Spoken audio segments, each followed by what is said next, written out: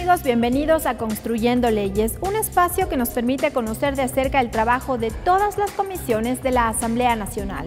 Soy Lorena Espinosa y en los próximos 30 minutos revisamos lo más destacado de esta semana. Esta semana, comisión que investigó denuncia contra la legisladora Ana Galarza recomienda sanción administrativa. Comisión de Derechos Colectivos se ratifica en 6 artículos, aprobado dentro de las reformas a la Ley Orgánica de Comunicación, tras análisis del veto presidencial. Comisión de Gobiernos Autónomos analiza veto presidencial al proyecto de reformas al Código de la Producción y Ley de Solidaridad. La Comisión de Gobiernos Autónomos inició con la revisión de la objeción parcial del Ejecutivo al proyecto de reformas al Código de la Producción y la Ley de Solidaridad. Además, esta mesa legislativa abocó conocimiento de 2 proyectos de ley, uno sobre gestión de suelo y otro sobre límites territoriales. Una de las observaciones del Ejecutivo al veto parcial al proyecto de reformas al Código de la Producción y Ley de Solidaridad, según el legislador Guillermo Celi, será ratificado del texto original. Pues la idea, dijo, es mantener el cobro de contribución especial de mejoras por parte de los gobiernos locales por obras de reconstrucción. Esa plata fue donada del pueblo ecuatoriano, es decir, ese dinero no vino ni del presupuesto municipal ni de los presupuestos del gobierno nacional. Eso vino producto de la donación del pueblo ecuatoriano que solidariamente ha apoyado con 1.620 millones de dólares a Manaví Esmeraldas. En un primer análisis para Javier Cadena, vicepresidente de la Comisión de Gobiernos Autónomos, es la ampliación de los denominados polos de desarrollo. En el veto plantea que sean únicamente en las zonas afectadas por el terremoto del 2016. Existen muchas zonas de frontera, muchas zonas en el país que necesitan un incentivo económico a través de la generación de estos polos de desarrollo. La comisión prevé presentar el informe ante el Pleno la próxima semana.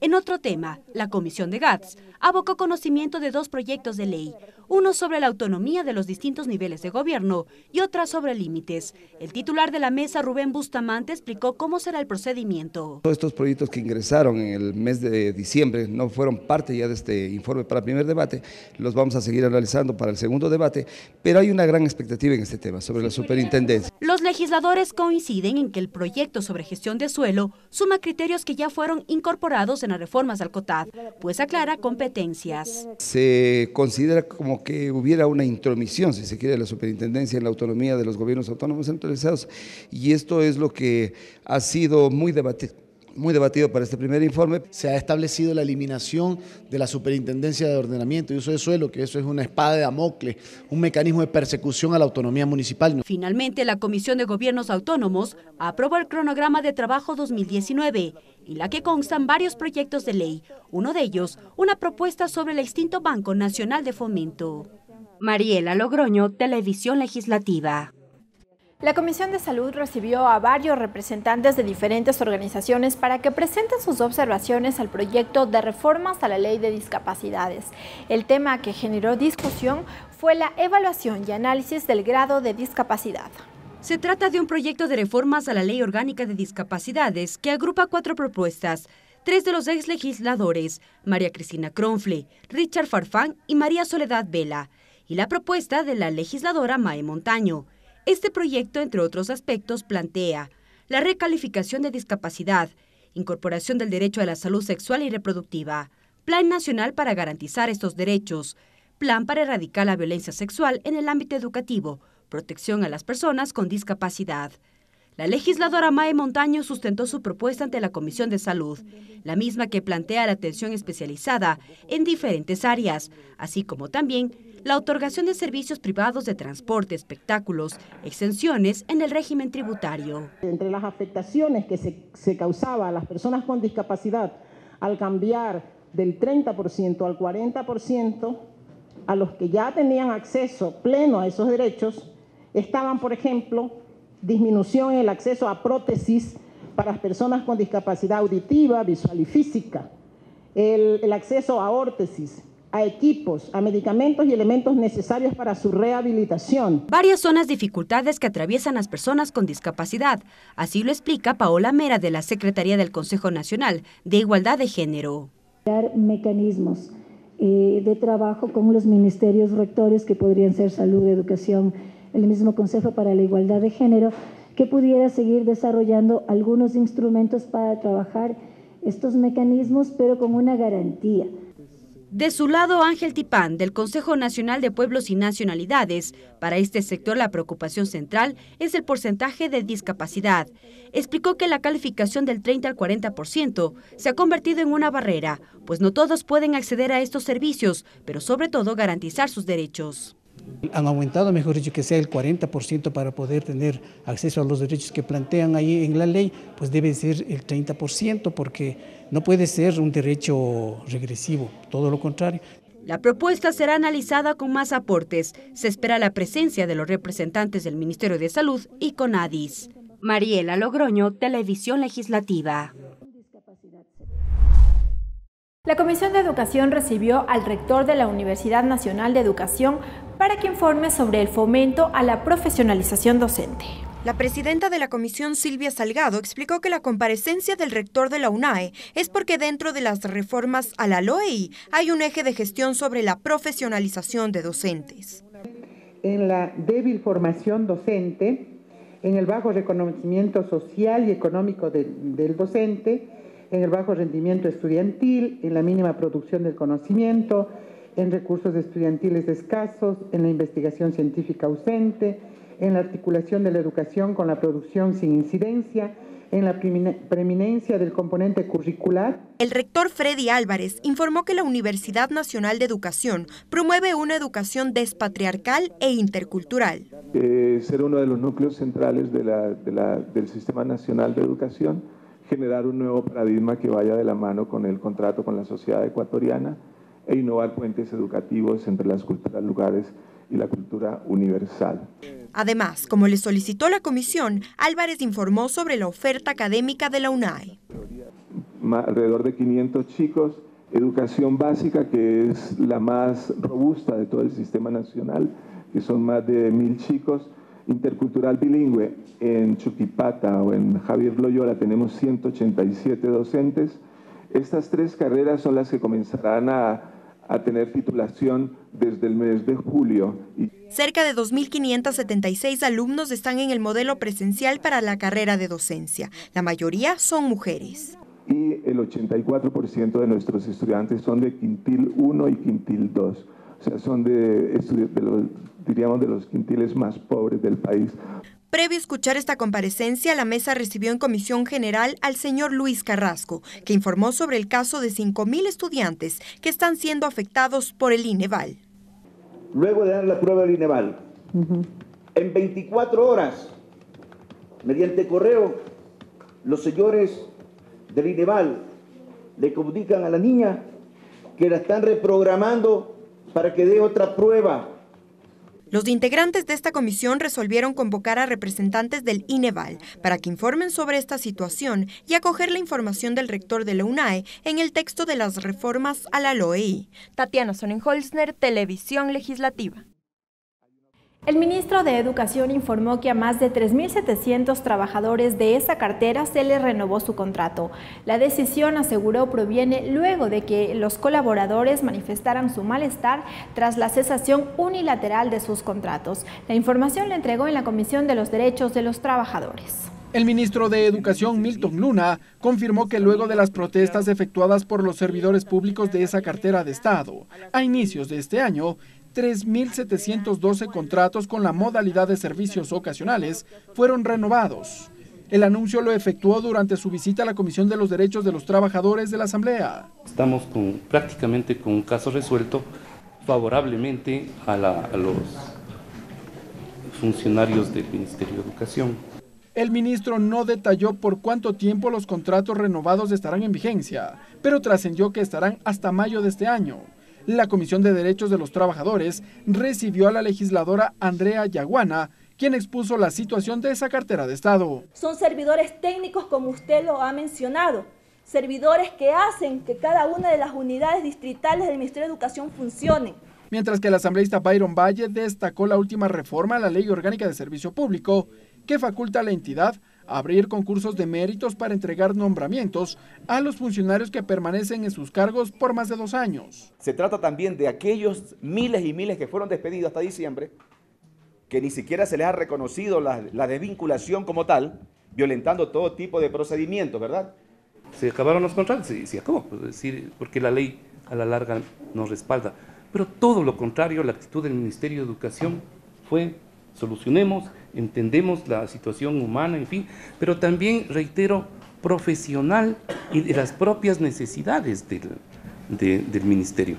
La Comisión de los Derechos de los Trabajadores esperaba al ministro de Finanzas, Richard Martínez, pero el funcionario de gobierno se encuentra en Suiza, en el Foro Económico Mundial. Ricardo Bravo, Televisión Legislativa. A 8 meses de la vigencia de la ley amazónica, la Comisión de Biodiversidad recibió a varias autoridades para que informen sobre la aplicación de la norma. Hay dificultades en cuanto al financiamiento. También comparecieron la secretaria técnica de Planificación y Desarrollo Amazónico, Julia Landázuri, y el viceministro de Economía, Fabián Carrillo. Todos para informar desde sus entidades el avance en la aplicación de la ley amazónica aprobada en mayo de 2017. Los asambleístas interrogaron sobre el fondo de financiamiento. Un tema muy importante, el tema económico. Hemos requerido nosotros, por ejemplo, información al Banco del Estado y al Ministerio de Finanzas, porque es en esta institución en donde esta comisión y el pueblo amazónico ha depositado su nuevo desarrollo, su nuevo momento para la Amazonía ecuatoriana. En la ley se pidió que la Contraloría audite anualmente esos recursos para que sean invertidos en labores y en obras prioritarias para la Amazonía. Desde el Ministerio de Economía, el viceministro informó que el fondo establecido para esta ley está creado y está previsto que la cuenta alcance los 411 millones de dólares. Esa distribución, según lo dispuesto en la ley, el 96% va a los gobiernos autónomos descentralizados. A su vez, de esa proporción, 40% se reparte en, valga la redundancia, en partes iguales, y el 60% en proporción a la población de cada jurisdicción, conforme a las cifras oficiales del último censo de población. El presidente del Consejo de Planificación, Alex Hurtado, explicó las acciones efectuadas desde el Consejo. Porque así lo dice la ley. Los consejos provinciales asumen el transporte multimodal. Y esto es algo que estamos justamente en este proceso de construcción, de discusión y de análisis para que se pueda implementar y aplicar efectivamente la ley. Luego de que la secretaria de Planificación, Julia Landázuri, explicara las responsabilidades de esta secretaría, la sesión fue suspendida, con la decisión de que los ministros de Trabajo y Economía comparezcan en la próxima reunión. Tatiana Sonnenholzner, Televisión Legislativa.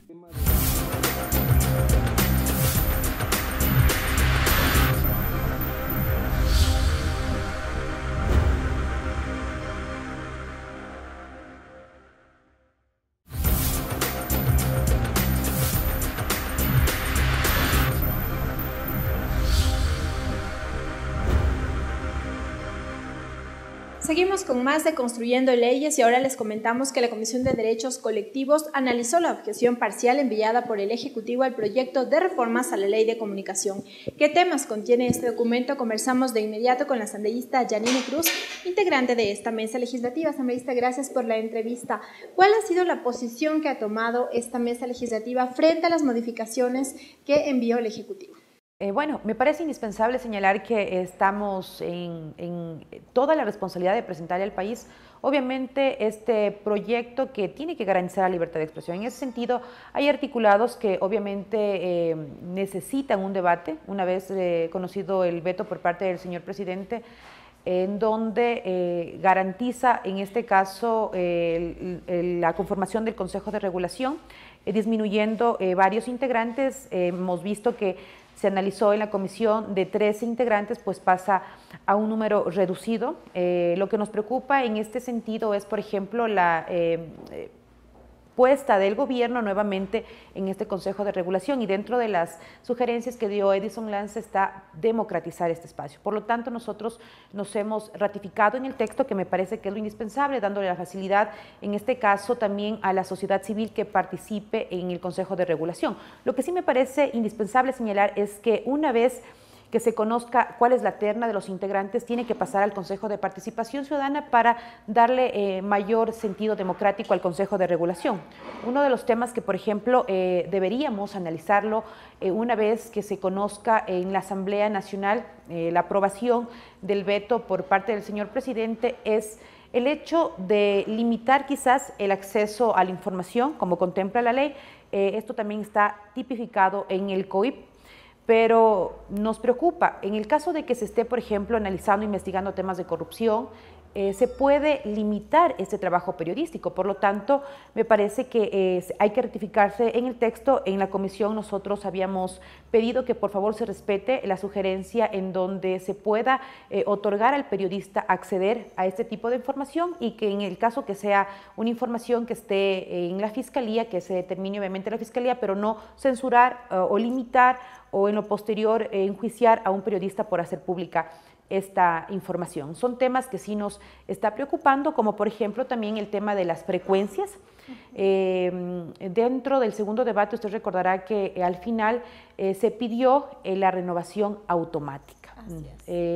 Nos preocupa porque en el artículo 17 de la Constitución convoca a un concurso transparente. Por lo tanto, el texto que envía el Ejecutivo es hacer una auditoría de todas las frecuencias. Quienes han incumplido en este concurso serán retiradas las frecuencias, pasará nuevamente al Estado y se someterá, en este caso, obviamente, a un nuevo concurso.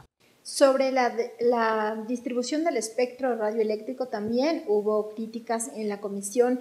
Decían, se deja a libre entendimiento sobre el porcentaje máximo que debería tener esta redistribución. Bueno, nosotros nos mantenemos en el texto que tiene que respetarse 33, 33, 34 para poder garantizar también la participación, en este caso, de los medios comunitarios que quieran acceder nuevamente a la renovación de sus frecuencias. Así que en ese sentido, nosotros vamos a tratar de que este veto pase con todas las observaciones a la Asamblea y podamos todos los asambleístas asumir obviamente esta responsabilidad para presentarle al país. Uno de los artículos que también generó debate es el artículo 98, que en el veto el Ejecutivo proponía se derogue. ¿Qué resultado tuvo en la comisión? Dentro de la comisión hemos analizado el poder cuidar la empresa nacional, hablemos de producción, y en ese sentido se tomó la decisión que se pueda respetar el artículo 98, es decir, nos ratificamos en el texto tal cual se debatió en segunda instancia, ¿no?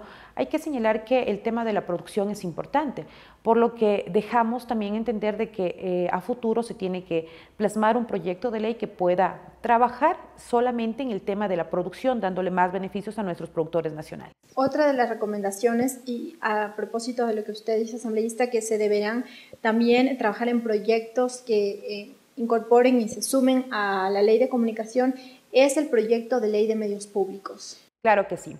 Hemos recibido observaciones por parte tanto de la Federación como de la Unión Nacional de Periodistas, porque no se regula de manera puntual el tema de los medios públicos, y me parece que dentro de las responsabilidades que tenemos es darle un tratamiento al tema de los medios públicos. ¿Para qué? Para que la autoridad, sea alcalde, prefecto, ministros que tengan la posibilidad de tener un medio público, no lo utilicen para hacer campaña ni para que se publicite la imagen del funcionario o político, sino más bien que responda a una agenda ciudadana. En ese sentido, se está manejando, obviamente, desde el inicio fue una propuesta, de hecho, por el propio presidente de la República. En lo posterior, esto se llegó a una conclusión con la gerente de medios públicos y estamos aquí apoyándonos en la embajada alemana. Esperemos que para el mes, me parece, de marzo, viene un equipo técnico para dar algunas experiencias, comentarnos cómo es la independencia, primero un fondo para los medios públicos, y en ese sentido vamos a presentarle al país. Esperemos que a finales de este año podamos tener ya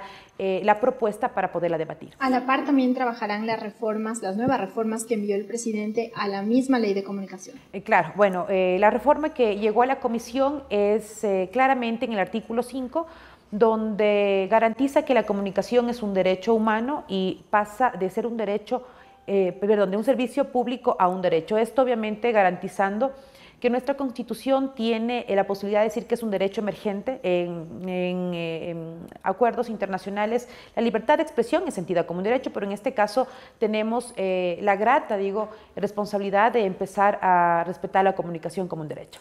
Muchísimas gracias a la asambleísta Yanine Cruz. Ya nos ha detallado cuáles fueron algunas de las decisiones tomadas por esta mesa legislativa respecto de la objeción parcial que envió el presidente de la República a las reformas a la ley de comunicación. Este informe no vinculante deberá ser debatido y aprobado por el Pleno del Parlamento. Nos vamos a una pausa.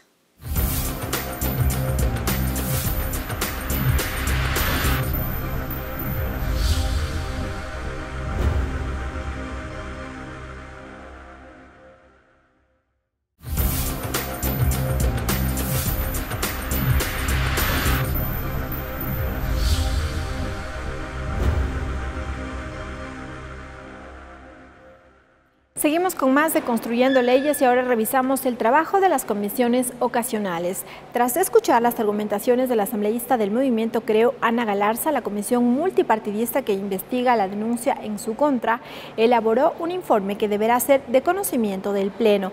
Revisemos qué contiene el documento. Una amonestación escrita, una multa de hasta el 20% de la remuneración mensual o la suspensión temporal en el ejercicio del cargo sin derecho a sueldo de hasta 30 días.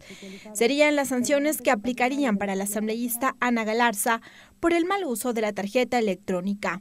Esa fue la conclusión a la que llegó la comisión multipartidista que investigó la denuncia en contra de la legisladora de Creo. Esta comisión hemos escuchado una serie de eventos adicionales y hemos permitido inclusive la presentación de pruebas hasta el límite máximo que lo podíamos hacer. En la sesión estuvieron presentes únicamente los legisladores Raúl Tello y Lourdes Cuesta. Ambos aseguran que no se determinó que la asambleísta Galarza haya gestionado cargos públicos, tema por el que se la denunció. Que un asambleísta dé referencias sobre un ex colaborador no se constituye en gestión de cargo público. Los asambleístas Ronnie Aliaga y Amapola Naranjo rechazaron la decisión y reiteraron que existieron las pruebas necesarias para demostrar las acusaciones y cuestionaron el trabajo de la comisión. Naranjo no participó en la sesión y presentó un informe de minoría. La evidencia está en que le ofreció y se consumó y lo hizo a través de su amiga coidearia, la asambleísta Yanine Cruz. Es conocido públicamente y así se ha demostrado que fue efectivamente contratado. Cuando la comisión lo que tenía que resolver era si había destitución o no, para que ustedes vean cómo se parcializa la información. Fue clara en mi denuncia, artículo 163, numeral 3, decía que si destituye o no se destituye, y aquí lo cogen y le dan la vuelta y se van por una sanción administrativa. Oiga, son una serie de irregularidades dentro del despacho de esta legisladora, que aquí se configuran hasta delitos penales, concusión, enriquecimiento ilícito, uso doloso de documentos falsos. Según varios legisladores, ambos informes deberán conocerse en el Pleno. Al final, y esperamos que el pueblo ecuatoriano esté vigilante, sobre todo vigilante, de cuál es el comportamiento que tienen los asambleístas al momento de optar por una votación con respecto a un tema. Nosotros en ese caso también evaluaremos cuál es el contenido del informe de minoría, que no tenga sesgos de afectos o desafectos. La Ley Orgánica de la Función Legislativa determina que el trabajo de la comisión deberá ser conocido por el Pleno de la Asamblea. Sin embargo, será el Consejo de Administración Legislativa la instancia que determinará la sanción en contra de la legisladora. Además, el tema también es investigado por la Fiscalía. Lorena Espinosa, Televisión Legislativa. La Comisión Ocasional de Desaparecidos inició con la construcción del proyecto de ley en esta materia. Además, esta mesa legislativa enviará un proyecto de reformas al Código Orgánico Integral Penal sobre la tipificación de la desaparición involuntaria. Sobre las reformas que la Comisión Ocasional de Desaparecidos entregará a la Comisión de Justicia para que sean incorporadas dentro del tratamiento a la Ley Orgánica Reformatoria al COIP, lo explica la asambleísta Gabriela Larreategui. Es en cuanto a tipificar el delito, un delito de desaparición involuntaria de personas. ¿Por qué? Toda desaparición involuntaria de personas necesariamente nos lleva a un delito. Puede ser secuestro, puede ser rapto, puede ser muerte, puede ser violación, etcétera, etcétera. Pero desde mi punto de vista es importante que exista otro delito, aparte de la desaparición forzada, porque la desaparición forzada exige que sea con la aquiescencia del Estado. Además, dijo que su propuesta para que la creación de la ley inicie desde cero fue acogida por los demás integrantes de la Comisión Ocasional y que el proyecto presentado por Fiscalía tiene varias fallas. Que la posición de la comisión va a ser justamente hacer un proyecto totalmente diferente. Por su parte, el asambleísta Marcelo Simbaña considera que este proyecto de ley es beneficioso para los ciudadanos, ya que pretende prevenir que estos casos sigan ocurriendo. Para construir una ley orgánica que pueda proteger y que pueda resolver el caso de las personas desaparecidas. Ahora, el tema no solo radica en tener una ley que ampare o que proteja a las personas desaparecidas o que resuelva el caso de las personas desaparecidas, sino también poder anclar en todos los puntos específicos con reformas al COIP, al Código Orgánico Integral Penal, porque estamos hablando de delitos conexos que hay atrás de la desaparición de personas. La próxima semana esta comisión ocasional trabajará en el borrador de esta ley. Tatiana Sonnenholzner, Televisión Legislativa. La Comisión Ocasional que investiga temas de la niñez realizó su segundo taller de revisión de las reformas del Código Orgánico de la Niñez y Adolescencia. En la cita, varias organizaciones de la sociedad civil expusieron los temas que a su juicio debe incluir el documento.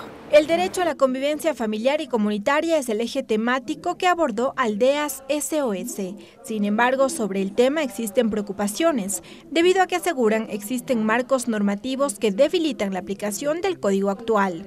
Y en la actualidad, medidas de protección, ya sean administrativas, emitidas desde las juntas de protección, por ejemplo, o desde el sistema judicial, están conculcando el derecho a la convivencia familiar y comunitaria. Según datos de la organización, en el país existen 400.000 niños que no viven con sus padres. De ellos, el 8% corre riesgo de perder el cuidado de sus familias por diversos problemas sociales. De ahí que aseguran el sistema de protección no da respuesta a inconvenientes estructurales de vulneración de derechos. Y la principal medida de protección que el Estado está teniendo es la separación, sin mediar, por ejemplo, políticas públicas y programas de apoyo a las familias. Por otro lado, desde la organización Unión por Nuestros Hijos, manifiestan que debido a la diversidad de modelos familiares en la actualidad y por el alto índice de divorcios, el nuevo código debe abordar temas como la tenencia, debido a que existe una visión sesgada que favorece a la mujer, aseguran. Eso va totalmente en contra de la Constitución porque no se establece ningún estudio o ningún estudio que diga que la mujer es más capacitada para criar a los hijos. La revisión de la tabla de pensiones alimenticias es otra de las aristas que a su juicio debe tener revisión, sobre todo cuando estas son excesivamente altas. Entonces que haya una forma de que la persona que está dando esa pensión pueda tener una forma de auditar, o sea, de verificar que en realidad este dinero está siendo ocupado en sus hijos. Los criterios recogidos en el taller serán analizados por la mesa legislativa de cara a la construcción del proyecto de reformas. Lorena Espinosa, Televisión Legislativa. Y así concluimos esta emisión, amigos, pero recuerden que ustedes pueden seguir de cerca el trabajo de todas las comisiones a través de sus cuentas de Twitter. Hasta la próxima.